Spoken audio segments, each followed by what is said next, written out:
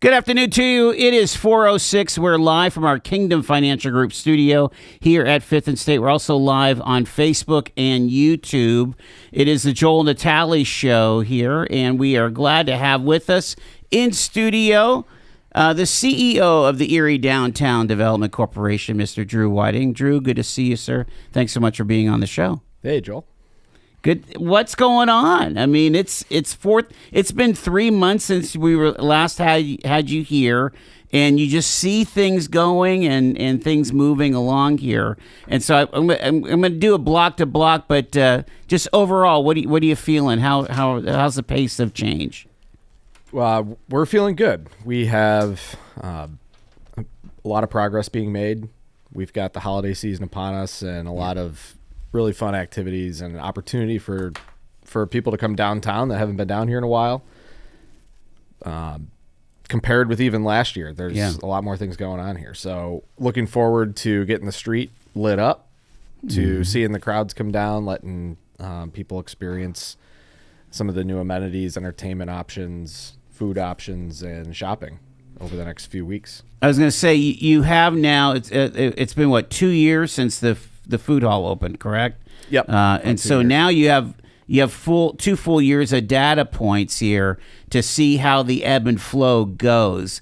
Would you say that the winter months are your best months for, let's say, your downtown amenities? Yeah, I think, there's trends that you'd expect, and then there's things that are just a little strange. August tends to be the biggest month of the year, just because of Celebrate Erie. Okay. But yeah, in the winter we do have some strong months, January, February, all the way through May, and then when students come back in September, we have a little bit of a surge there too from the Gannon students and others, and but we're showing growth and improvement over the course of each of those 2 years, and the months year over year. We're in pretty good shape, and we're pretty happy with how things are going.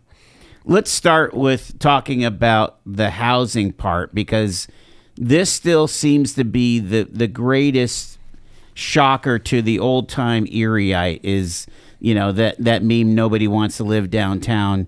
And then we go and talk to Ryan, and we say, how many apartments do you have available? And he says 2 out of 110, and you're like, holy smokes. Yeah, that's accurate. And I think it shows that there is a desire to live where you work and live where there are things to do. And you're not slashing prices. You're maintaining. Correct. And keep in mind, too, this is like the front end of the rest of the development that's coming. So people want to live down here now, but there's going to be far more to do. There's going to be more cranes in the air. There's going to be more amenities being built, places to walk to in the next few years, too. So we don't see that slowing down.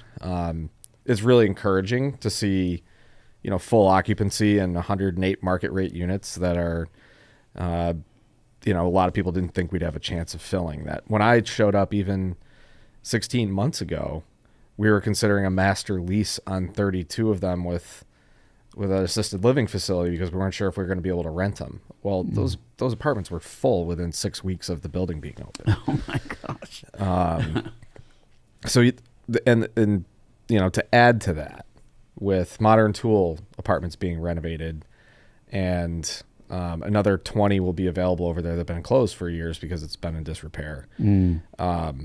With the Avalon redevelopment by Good Homes out of New York City, that'll add almost 200 new one-bedroom apartments to downtown.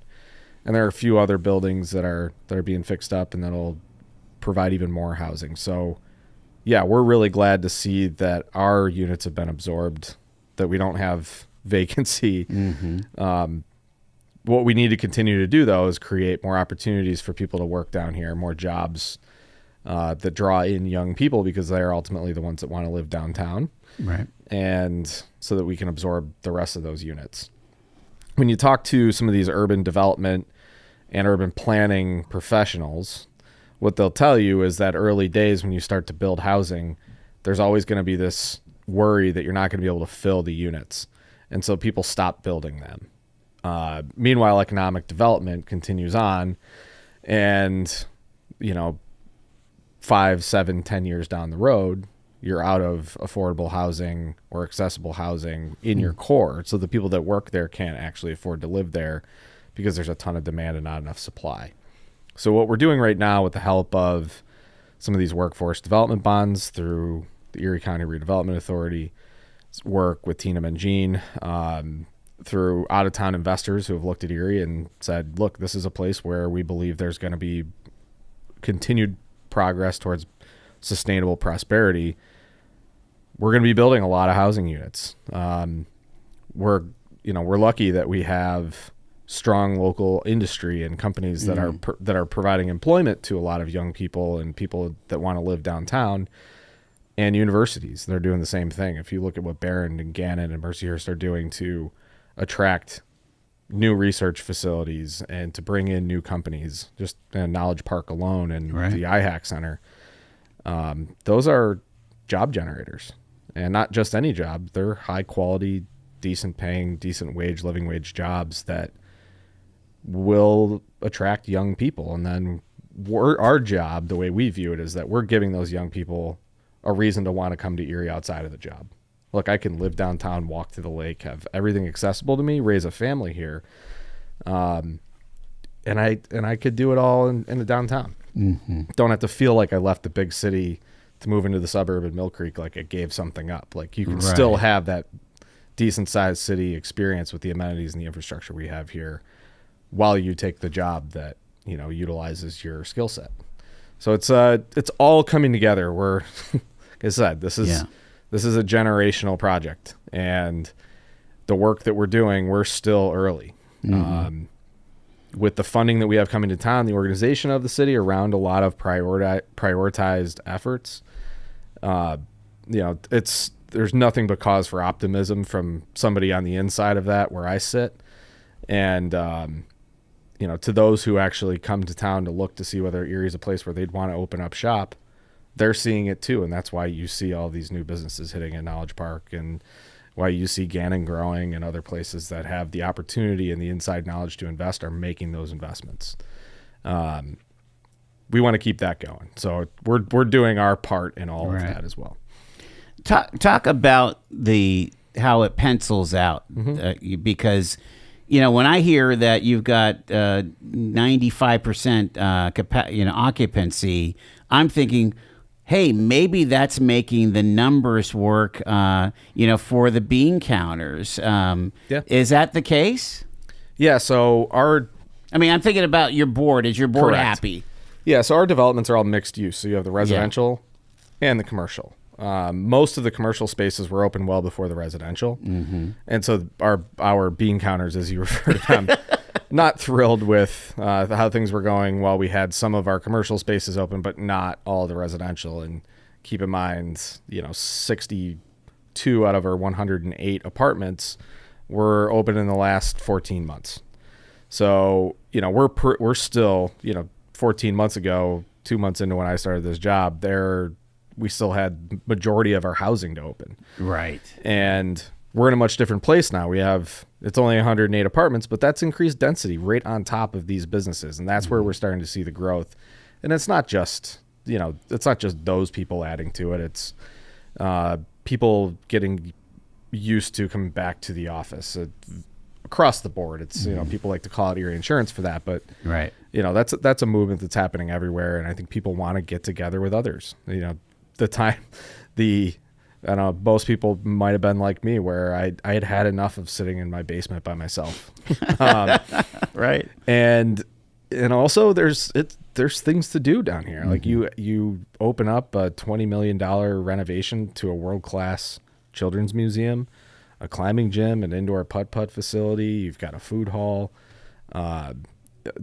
A lot of the other amenities that are downtown that people are starting to take advantage of, they all feed off of each other, because if you're coming down to hit the climbing gym, you might go shopping and you might go eat something. So you start to build that neighborhood and that culture and that third space for other people to consider a place where they'd want to go just hang out, even if there's no aim.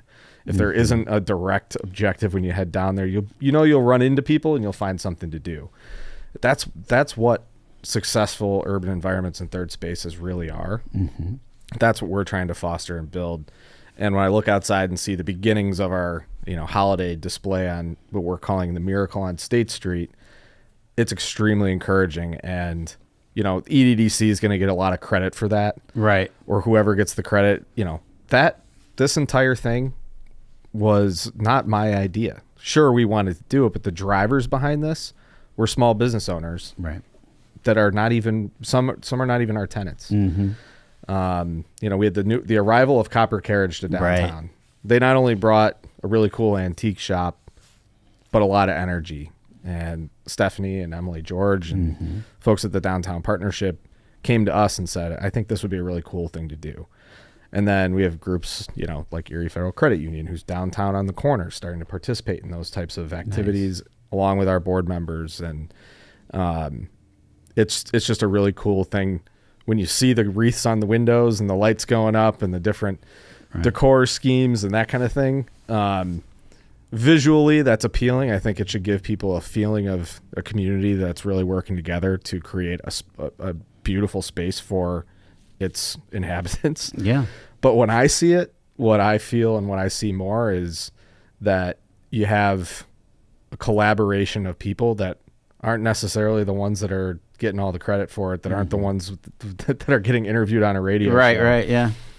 But it really is it's turning into a broader community effort that was sparked by just getting some things off the ground here. Sure.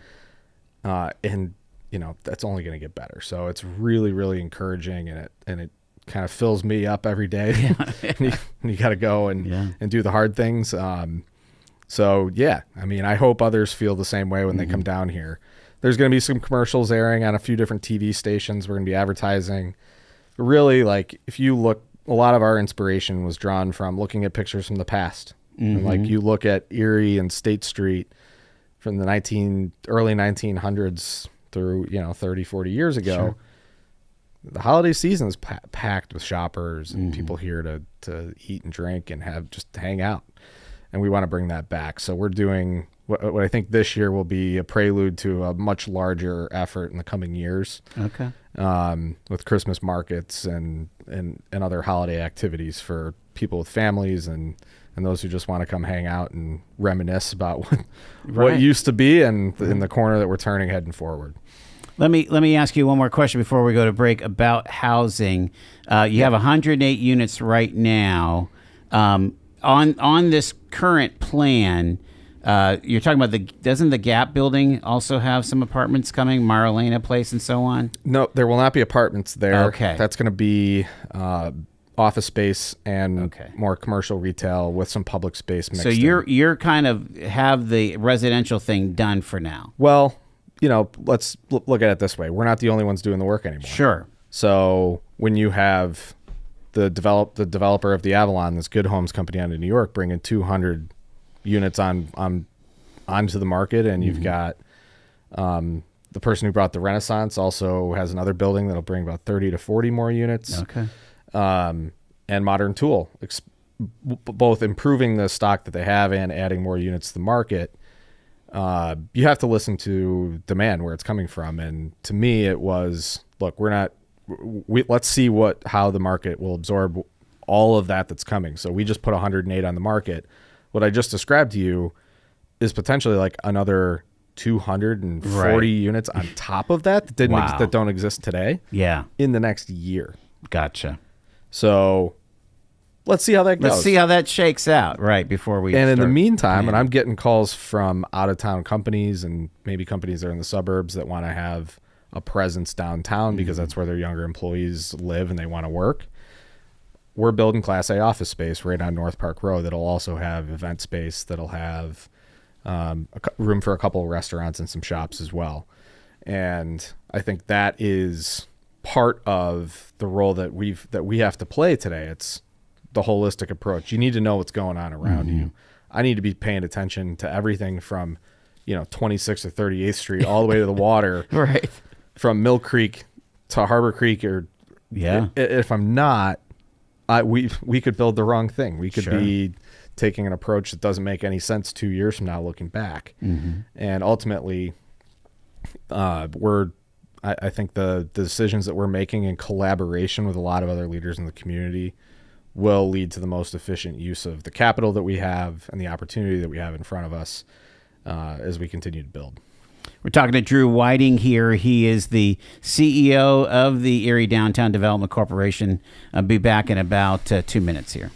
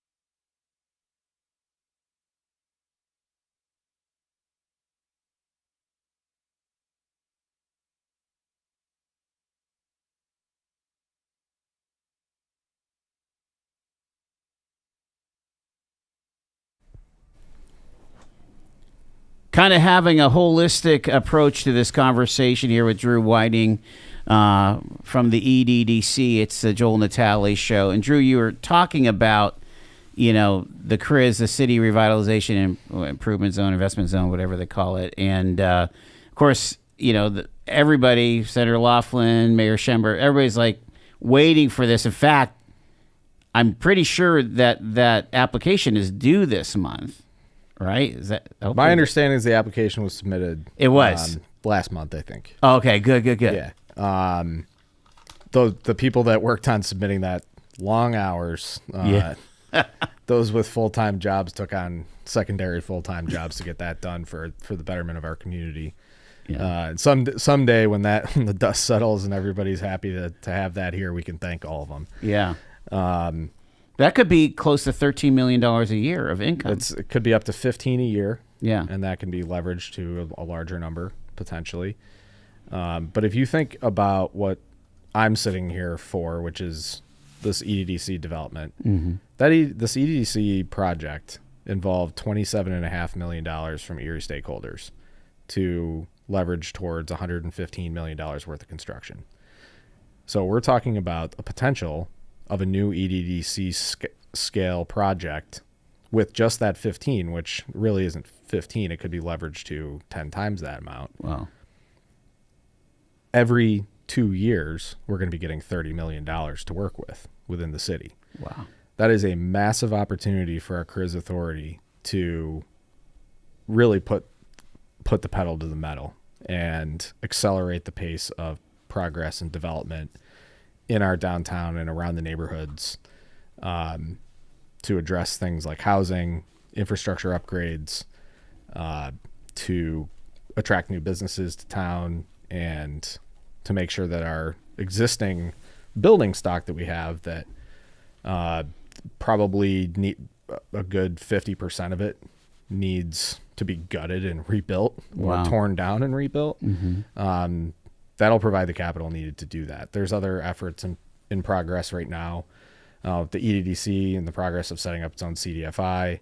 to help with real estate gap lending, What's a CDFI? which is the Department of Treasury Community Development Finance Institution is what it stands for. It'll help us empower other developers to do work, that with CRIZ funding in addition,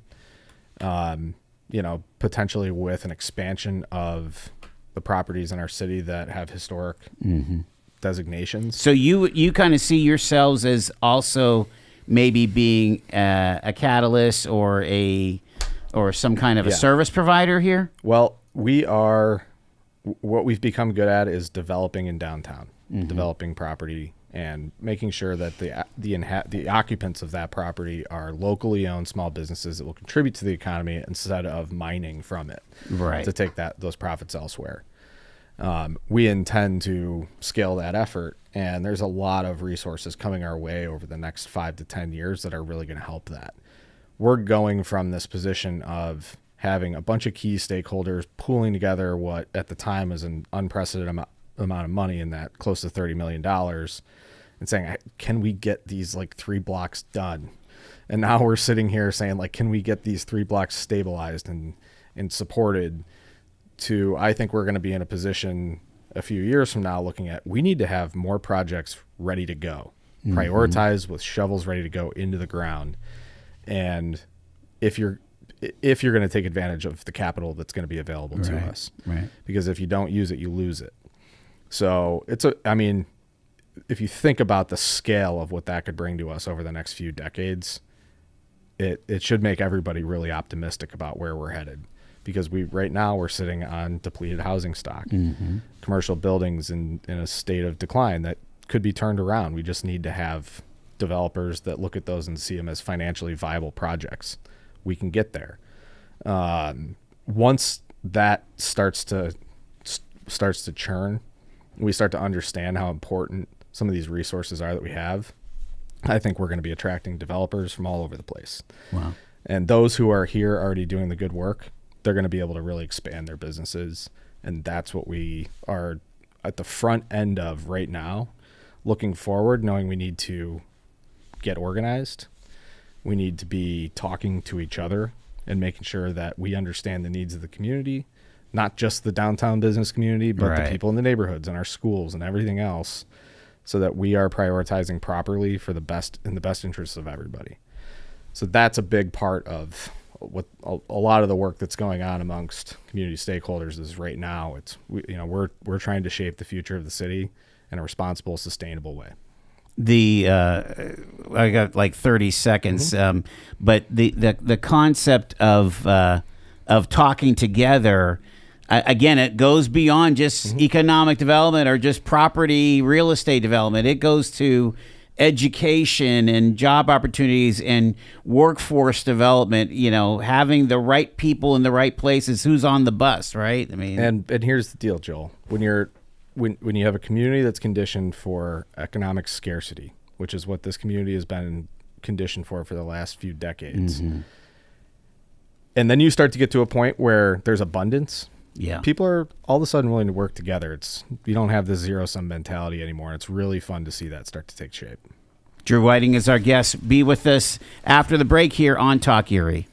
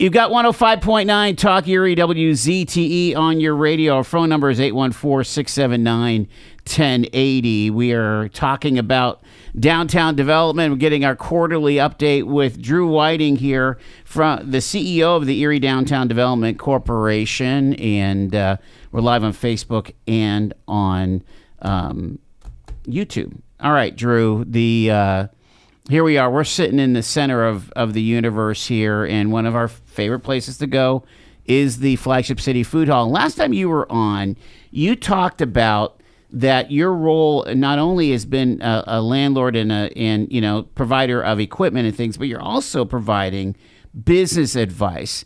Are you starting to see green shoots in that latest development into your the businesses that are in the food hall there? Yeah, we went through a pretty it was a tough kind of reorganization and stabilization exercise starting about this time last year. Mm-hmm. And we've gotten to a point where we have some solid businesses that are doing pretty well within the food hall that are where we can help with things we are, and we're starting to see some success. The numbers are proving it out. Yeah. We are going to be reopening a business that was in the food hall prior in a different location in there next week with Taste and See coming back. They're going to be bringing a salad bar and the smoothies and the wraps back for a little lighter, healthier options for those that want to grab their smoothie in the morning or have a lighter lunch. But part of the ability to bring back a business is that we're able to better set people up for success and provide resources and the opportunities needed for a small business to really take that next step. So, we look forward to the food hall continuing to be that proving ground for people that want to try out a food and beverage business within a relatively low risk or a shared risk environment. And, I think we'll continue to see regular turnover as designed. But we want to make sure that, most of that turnover is for positive reasons. So as we're going to, in our new Flagship Commons development, which will sit between that and Country Fair, which is opening up on the other side of the gap where Coconut Joe's and the bus station once sat. Right. We're going to have 2 big restaurant spaces there. Oh, okay. And, the first people we're going to talk to are the more successful vendors within the food hall to say, hey, this is an opportunity for a larger footprint and bigger kitchen. And, what do you think? Mm-hmm. So what we're trying to do is provide that, spectrum of opportunities for the tenants that come in and great space within which to do it. So right at the core of our city where we've got a parking garage and our public space and all of these events happening on a regular basis, you have the shot to open your business, change your life and the life of your family if things go well. So we want to continue to see that. So the idea would be that somebody could grow and get into that space. I mean, like when I go to the food hall these days, it's not quiet. No. Like I'm usually waiting. In fact, you get the sense that if they could figure out a way to have the right number of people at the right times, and I think service would go faster, right? Yep. And right now, what we recommend actually, because it has become more busy at prime time, like lunch in particular, it's go online, order for pickup. Okay. We just launched a brand new website actually over the weekend, where all of these kitchens have, you can order directly from each of their individual pages. You can order a bunch of things from the food hall from different places and pick them up as you get there, or you can have it delivered. But those are other options that we're trying to make things easier and make it so that they can generate more revenue through more turns and more service tickets, specifically during peak times. And lunch is the big one because people want to get in and get out. Right. But yeah, I mean, we are in our footprint, we have space for 25 businesses. So from where I sit, our success hinges on the success of the businesses in those spaces. Yeah. In most cases, not all, but in most of the cases, our lease or license arrangements with our tenants have some sort of revenue share component on top of what would otherwise be a pretty low lease rate. Mm-hmm. So if the revenue model doesn't work and businesses aren't succeeding, neither do we. Correct. Our incentives are completely aligned. And that's how it should be, because we're an economic development or not-for-profit, which means that we want to make sure that our team is motivated to help their teams be successful. And when we bring people in, we want them to feel that. So when you talk about Ryan Hoover being, bringing the energy, Bringing and the magic. spirit and the magic, whatever you want to call it down here. I can't tell you how many times I've heard from our tenants how much they appreciate all the work that Ryan does for them to help them market their businesses, to activate their spaces, both at open, during different holiday times, during events, and our experienced staff, which makes sure that these places are clean and safe for everybody else in a part of town that was not clean and safe No, 5 you're years right. ago. Yeah. That makes a huge difference. So what we're looking to add to all of that, and what we're kind of doing on an ad hoc basis right now, but we're working with some other community philanthropic organizations and economic development organizations to fund some roles where people on a full-time basis will be able to lean in and actually get into the weeds with these business owners to help them tackle some of the problems that are keeping them up at night, whether that's early days, how do I design my logo and get my entity set up, or resolve an issue with a business partner, to how am I going to start to think about expansion, and what do I need for working capital if I want to move into a bigger space, and how do I apply for this grant or that loan. Those are the kinds of things where you need somebody that probably is or was an entrepreneur that knows what that fight looks like, and also has some technical experience and expertise to be able to step in and help. So that'll probably be the next that will be the next thing that we launch here over the next couple months. And I think that'll be just another boost to the ecosystem here. Let's talk about Fifth and Peach. Sure. Because again, almost all of those apartments, if not all those apartments, are taken, but there is the retail space up below. Dave's Diner is going in. Can you tell us about what the plan is? Yeah, that so, you can say. Anyway? Fifth Street in general should be the one of the coolest areas in downtown. My long-term vision for that part of the street would be that it's brick paved or cobblestone paved from basically the Children's Museum all the way down to the start of Gannon's campus. Nice. On Peach. And what we're working on right now is, we've got some construction to get done before we can get to that day a year or two from now. But on the corner of 5th and Peach, not only do we have Country Fair moving in early in this coming year in 25, which will bring in a lot of traffic and provide not just the standard grocery item or convenience items, but they're actually going to have like a pretty robust produce and meat section and dairy sections that, allow that business to fill the grocery need downtown. But they're also doing their typical take and eat, right? I mean, yep, they're going to have everything you're used to seeing in a country fair. Yeah. Plus, think like a small urban grocery. Cool. So you'll have everything you need to make a dinner and Yeah. execute a recipe from whatever you're into. They'll also have some prepared meals for people, and I think that'll be a welcome addition downtown, both for habitual and just kind of like the grocery needs of people. The across the street, Dave's Diner is going to be opening up, and Dave's working through process of getting designs through BIU at the city, and we're going through some of the construction specifics, but that business will be open here in the first quarter of 25 as well. Right on the corner of 5th and Peach, bringing a beloved institution back to that part of town.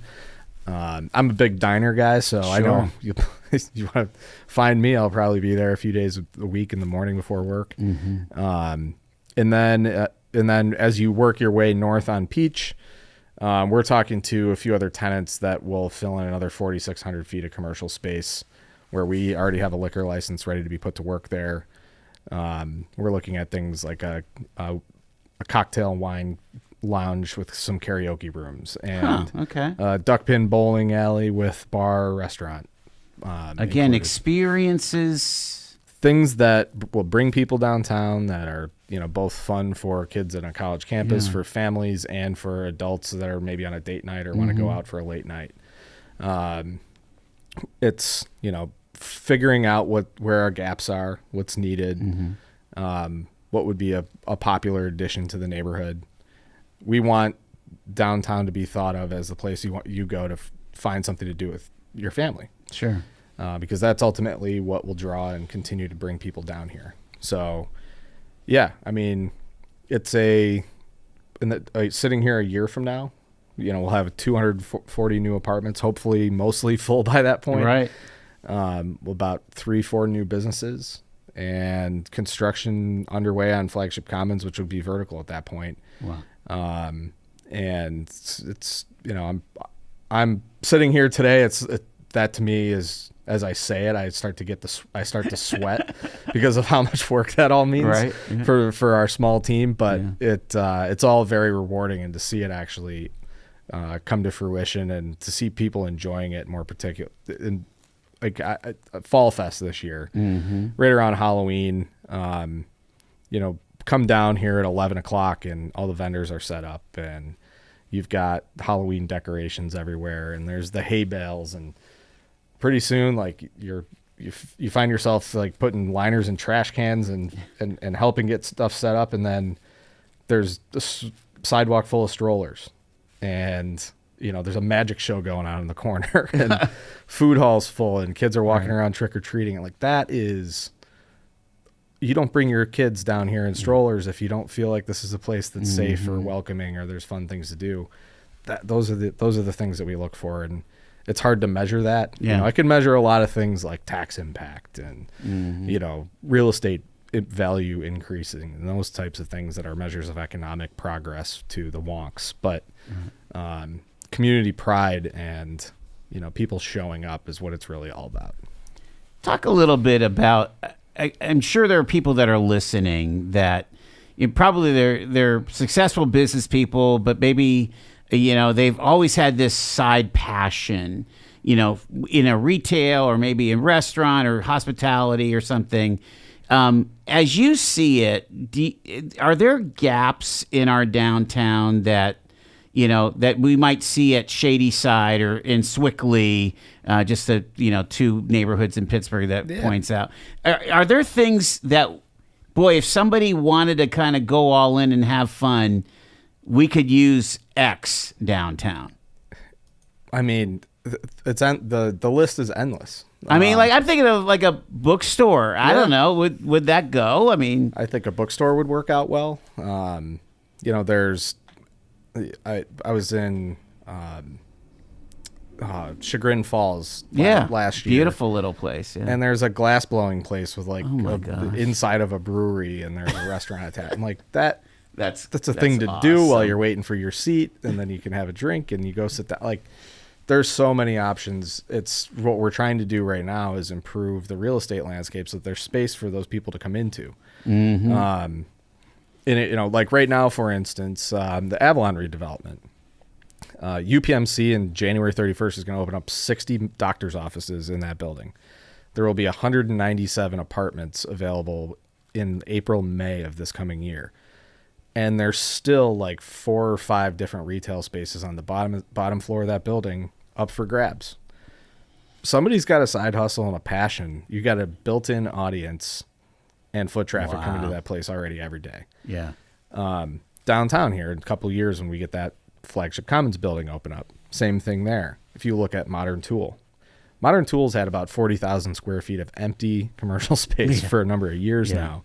I remember when it was an arcade, in the late 80s. And that's going to be additional space and opportunities for people in the not too distant future as that building gets redeveloped and improved.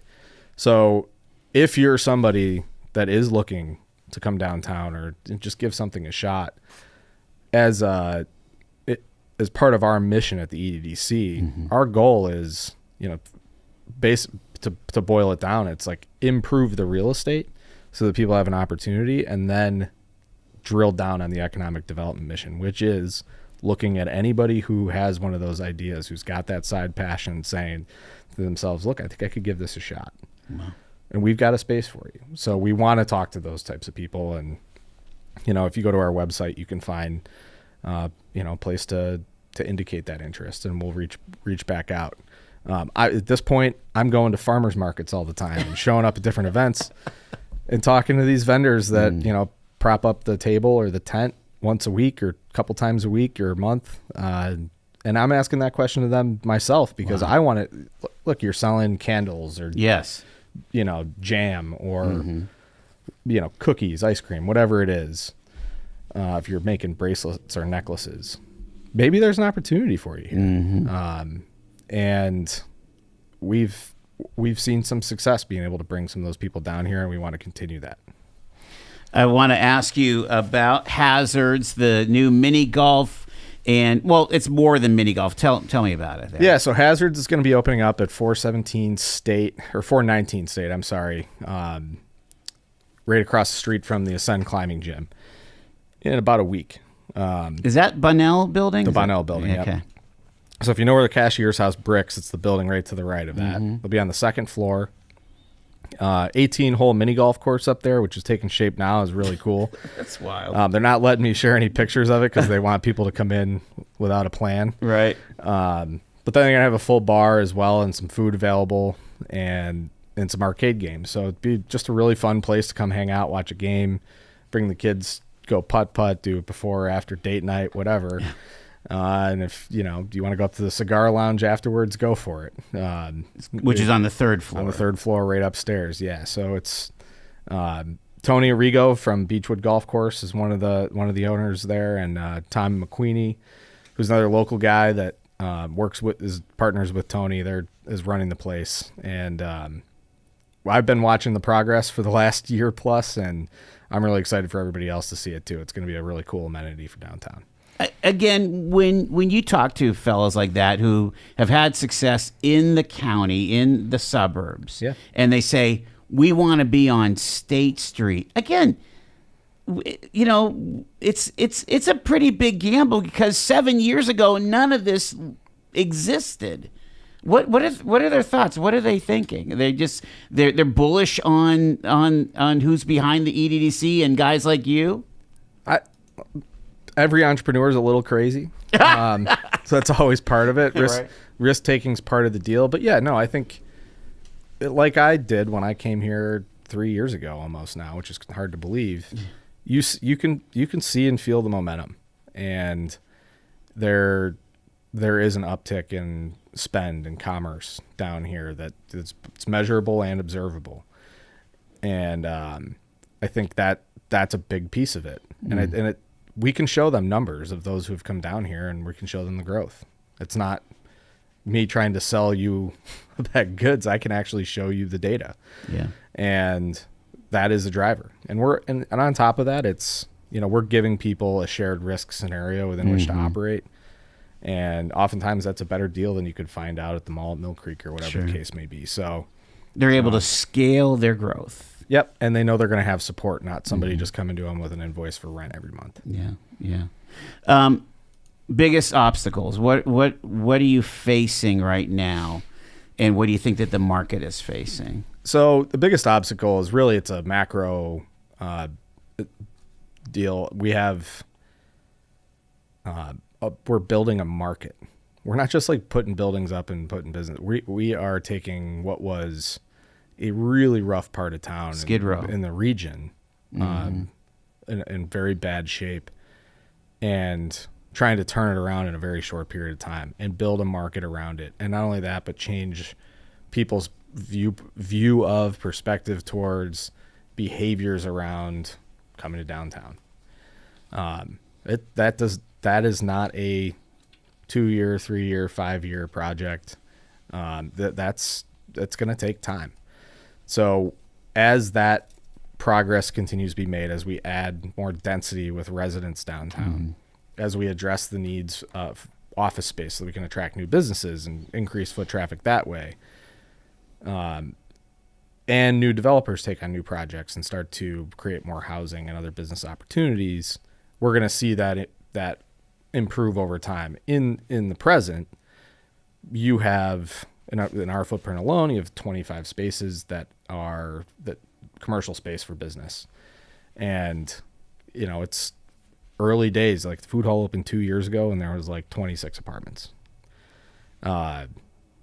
Pretty tough to sustain a food hall. 26 apartments counting on other people to show up, and then the pandemic hit. So the effects of the pandemic, that was right around that time. So we are early days of setting up a marketplace, and our eyes are wide open. We are extremely lucky to have patient stakeholders.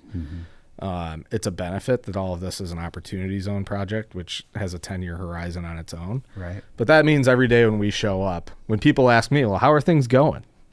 The answer is that it's a work in progress. There are certain businesses and certain things that we are doing that are going really, really well. Every day there are things that we need to address. There are problems that we're working to solve. And it's not all pretty. So, to give you it's not a very straightforward, simple answer to your question, because the answer is not straightforward and simple. Yeah.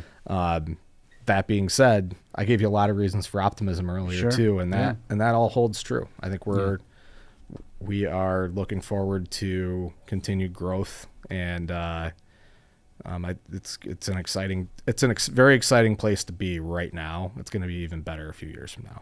What I see is we're starting to develop, like you mentioned earlier, this concept of synergy, and I've got tickets to the Phil. What can I surround tickets to the Phil with? Stopping at Bricks, or, having something at the food hall, or going to Voodoo, or, you just start building things around, a moment. We're going to go to the ball game. What do we want to do before the ball game? Otters game, so on. Yep. Again, the actualization of the space. Yeah, no, that's it. And on top of that, it's building community. Yeah. So who makes up that community, and how do we make sure that we're catering to their demand? And but when it works, and we're starting to see it work, and you're right, it's moments that you notice the things that are going well and that might need some improvement, but the moments that are going well are starting to overtake the others slowly, and that is the sign of progress. So when I tell people it's a work in progress, but we're going in the right direction, sometimes it is a 3 steps forward, 2 steps back type of deal. But most hard things are. So that's where we are today. We're going to leave it there. Drew Whiting, the CEO of the Erie Downtown Development Corporation, thanks for taking the time. We'll catch up with you around Christmas, I'm sure somewhere in this great space. It is coming up on news at 5 o'clock on Talk Erie.